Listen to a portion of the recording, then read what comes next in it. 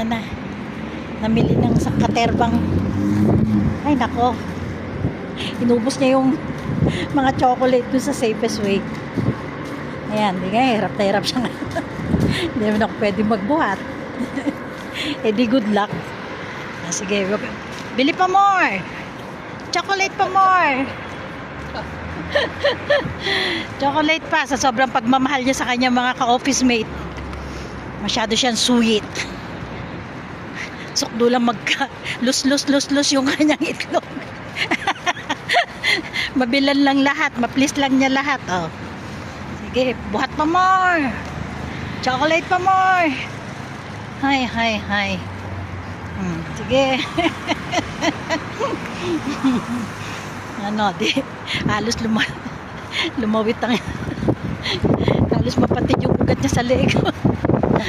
Sobrang bigat. Sira, oh. Kunin ba naman lahat yung chocolate doon na naka-display?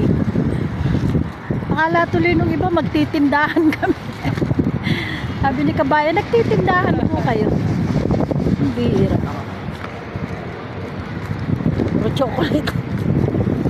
Puro chocolate lang yan. Ay nako.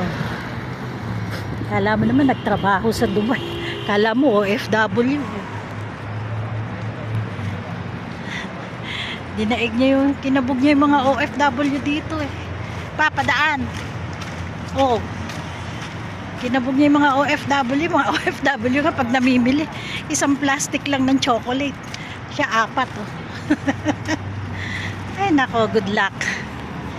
Good luck talaga.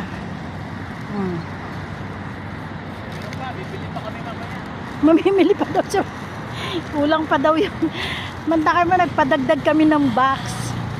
Kasi wala na kaming paglalagyan yung mga pinamili niya. Eh, aalis pa kami pagka lunch. Hindi good luck, diba? Ewan ko sa kanya. Bahala siya.